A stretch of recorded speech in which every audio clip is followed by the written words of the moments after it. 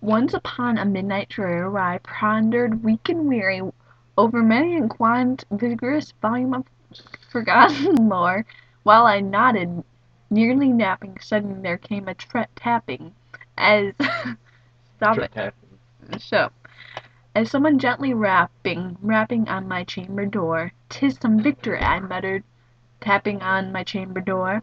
Only this was nothing more. Ah, distinctly I remember in the bleak of December, and each separate dying ember wrought the ghost upon the floor. Eagerly I wished the morrow, faintly and I sought to borrow from the books some creed of sorrow for the lost Eleanor. Lenore. Na- Shut up, Lenore, nameless here evermore. And then sunken sad uncertain rustling of each purple curtain thrilled me, filled with fantastic terrors I had never felt before.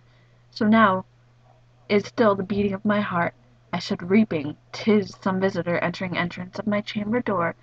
Some late visitor entering entrance of my chamber door. 'Tis this.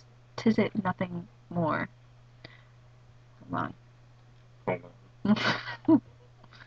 Okay. And the sunken, sad, uncertain rustling of each purple curtain thrilled me. I just read that. Anyways.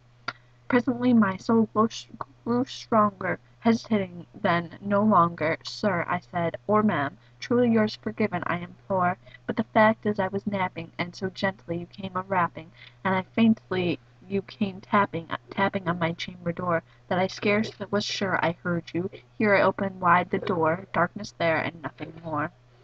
Deep into the darkness peering long I stood there, wandering, fearing, doubting, dreaming dreams no mortal ever dared dream before. But the silence was unbroken, and stillness gave no token, and only words were spoken, and a whispered word, "Lenore." This I whispered, and echo murmured back the word "Lenore," and this nothing more. Back into the chamber turning, and my soul within me burning, soon again I heard a tapping, somewhat louder than before. "Surely," said I, "surely that is something at my window latent. Let me see, then, what thread it is, and mystery explore. Let my heart be still a moment, and mystery explore. 'Tis the winds, and nothing more."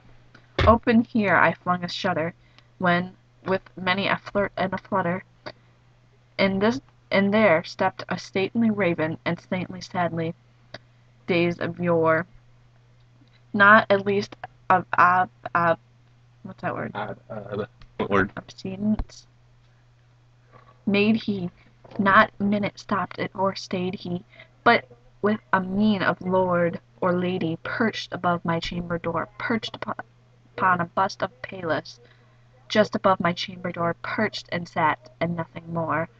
Then the Albany bird, begilting my sad faintness into smiling, with the grave assumed decorum on the conscience of it wore, through the crest of the shorn and shaven. "Thou," I said, "art sure no craven, ghastly grim and ancient raven, wandering through the nightly shore? Tell me what your lordly name is, and Plutonic shore quoth the raven, nevermore."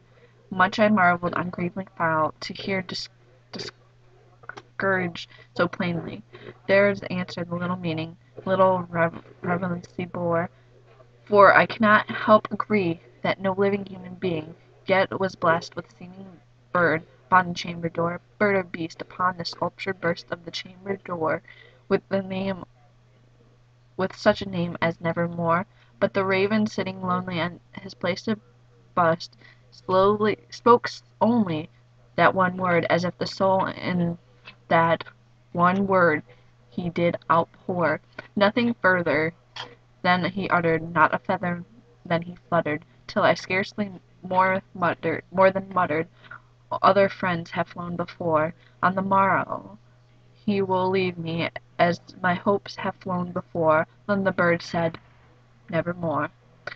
Startled at the stillness, broken in reply, uponly spoken, doubtless, and I said, "What it utters in its stock and store, caught from some unhappy master, whom unmerciful disaster following fast and followed faster till the song one burden bore, till the dinges of his hope miraculously burden bore, and never, never more.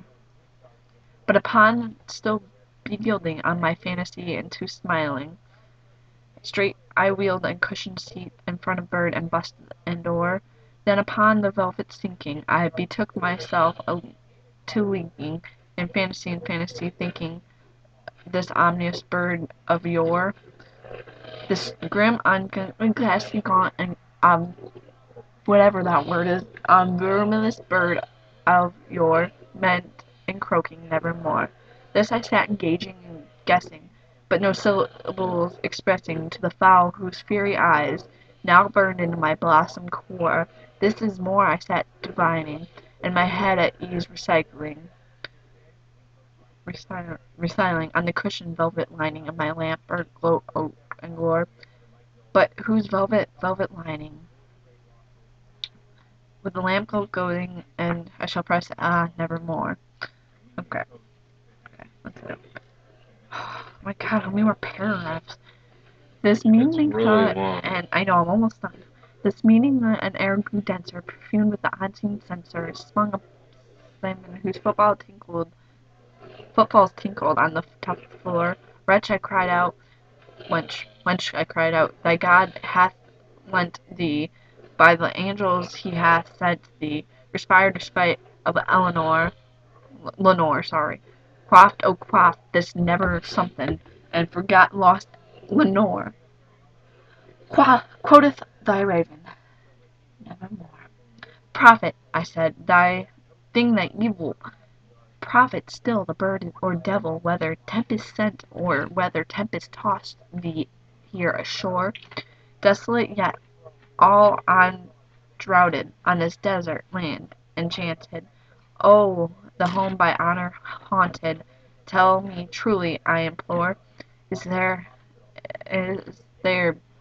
balming something? Tell me, I implore. I quoteth thy raven, nevermore.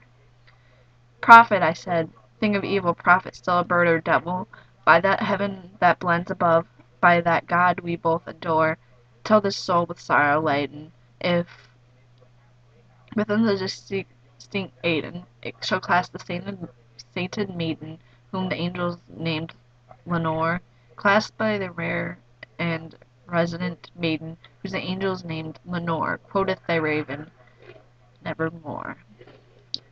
Be that word our sign parting, bird or friend, I shriek upon upstarting, then thee back to the tempest, and the night plutinant shore, leave no blank plume as a token of that lie thy soul hath spoken, leave my loneliness unbroken, quit the bust above the door, take thy break out from thy hand, and take thy form from my door, quoteth the raven, nevermore.